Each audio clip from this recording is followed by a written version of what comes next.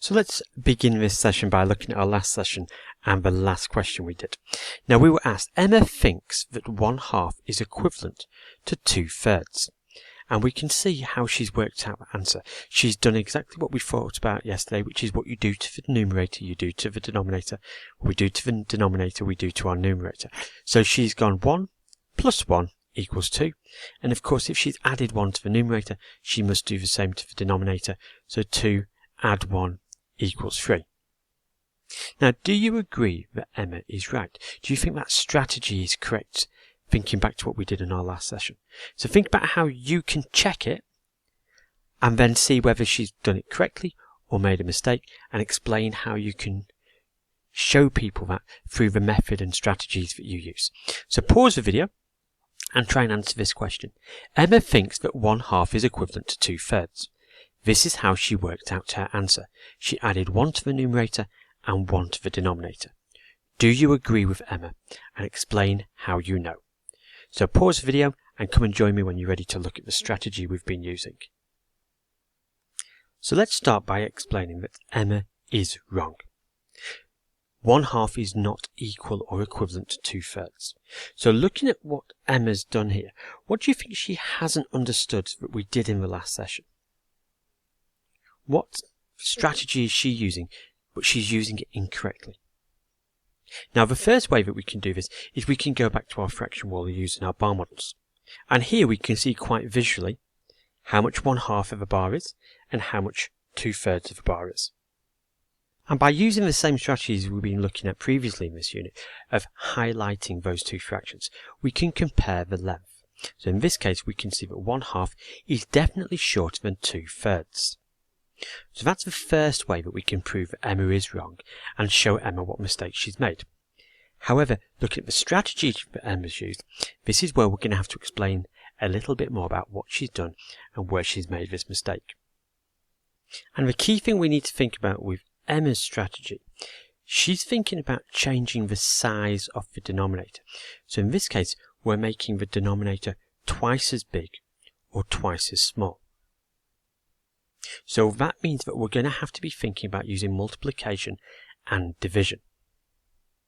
So if we go back to Mo and Kate's problem regarding the bracelet we looked at earlier in this unit, hopefully this will clarify and make this a little bit clearer.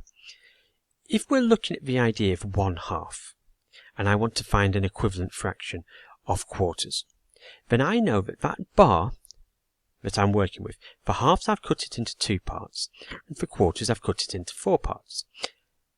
That means for quarters, I've cut it into twice as many parts. I've multiplied it by 2. It's 2 times bigger. So 2 times 2 equals 4. Now, with that, what I'm able to do is what I do to my denominator, I'm going to do to my numerator. So I'm going to make that 1 twice as big. I'm going to multiply that by 2 as well. So 1/2 becomes 2 quarters, as you can see. If we're looking at eighths, I'm looking at making 2 so many times bigger to make it 8. So I'm looking at 4 times bigger. For every 1, I'm going to have 4. So in this case, I'm going to have my denominator 2 times 4 to give me 8. And my numerator, I'm going to do exactly the same. 1 times 4 equals 4. So 1/2 is equivalent to 4/8. And this is where we're looking at that proportional knowledge, where we're starting to move on to that abstract level of answering these questions. So don't worry about moving back to our bar models and using our fraction walls, but be thinking about multiplying and dividing, not adding and subtracting. You're making it so many times bigger, or you're making it so many times smaller. So that's where you get that multiplication and division strategy rather than just adding, because adding isn't going to make it twice as big, it's just going to add on 1 more. Subtracting isn't going to make it half as small, it's just going to take 1 away. And sometimes it will work, but the majority of the time it won't. So be thinking about multiplication and division using this strategy rather than, as Emma did, adding or taking away. So let's move on to today's session. And today we're going to be trying to answer the question of how can I compare fractions. So we're going to be comparing 2 fractions with unlike denominators. And we're going to be able to use our fraction wall to help us, or we can use the abstract model we've just looked at. And you're going to be using those symbols that we can see normally for greater than, less than, and equals to. So we're going to be working out whether a pair of fractions are equal or unequal.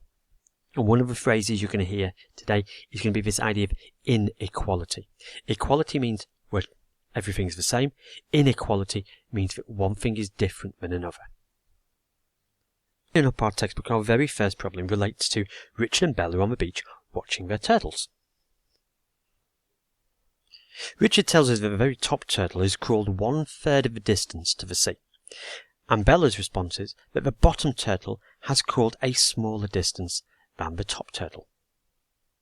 So for question 1a, we're asked to write an inequality statement to compare how far each turtle has crawled, using those three different symbols that we can see at the bottom of the screen, the ones that we've looked at previously. I'm purposely not explaining what they mean because this is one of those ones where I want you to be thinking really carefully about what each symbol means. So with this inequality statement, what we're going to be looking at is the distance the top turtle has travelled to the sea and the distance the bottom turtle has travelled to the sea. Then what we're going to do is we're going to compare those two distances and decide whether the top turtle has travelled greater than, less than, or equal to the distance the bottom turtle has. And we're going to use those fractions to help us be able to identify whether we're right or wrong.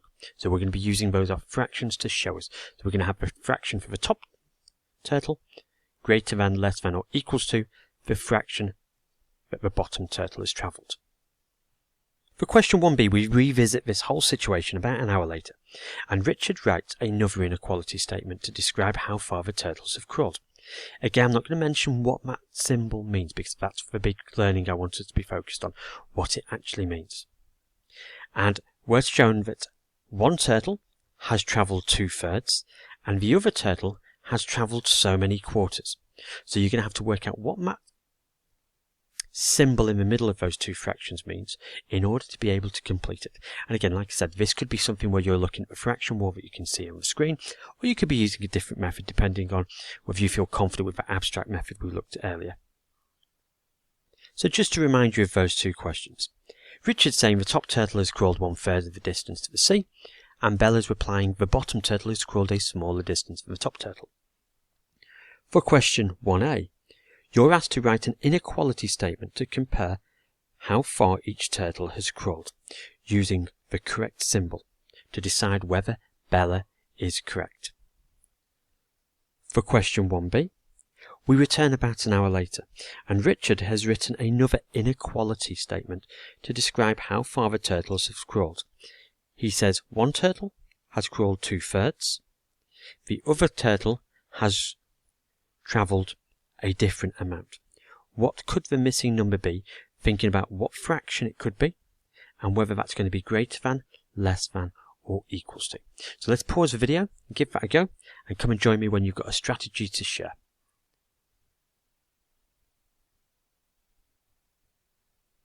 So let's take a look at question 1a. We're asked to write an inequality statement to compare how far each turtle has crawled, using the greater than, less than, or equal sign.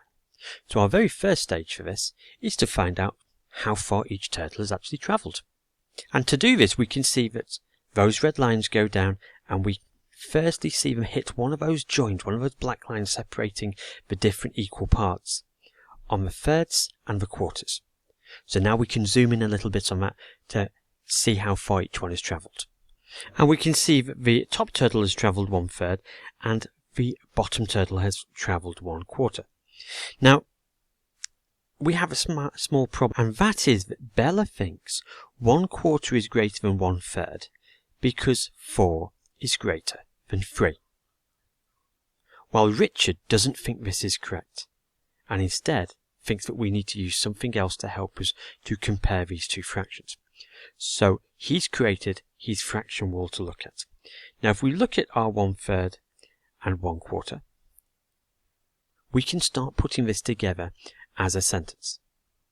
So 1/4, is it greater than, less than, or equals to 1/3? Now looking at our bar models, our fraction wall, we can see quite clearly that 1/4 is smaller than or less than 1/3. Now our next stage is to think about those symbols, and we need to think about what each of these symbols represents.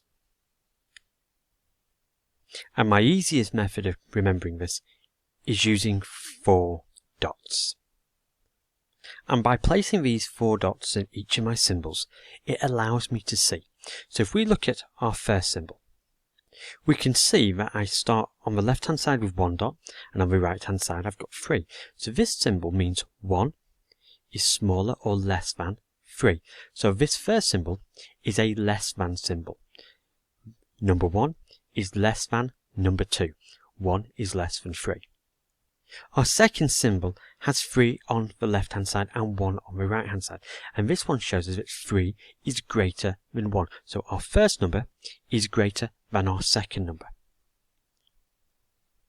And then with our final one, we have our equals sign, and here we've got 2 on either side. That means 2 is the same or equals to 2.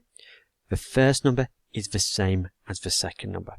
So now we can see those, we can start working out which symbol we should use to create our inequality statement. The inequality tells us that both turtles have not travelled the same distance.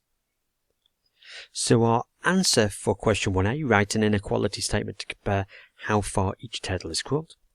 We have 1/4 is less than 1/3, and we're using the symbol that has the point on the left hand side and the opening on the right hand side. The small part pointing to the smaller fraction, the big part pointing to the bigger fraction.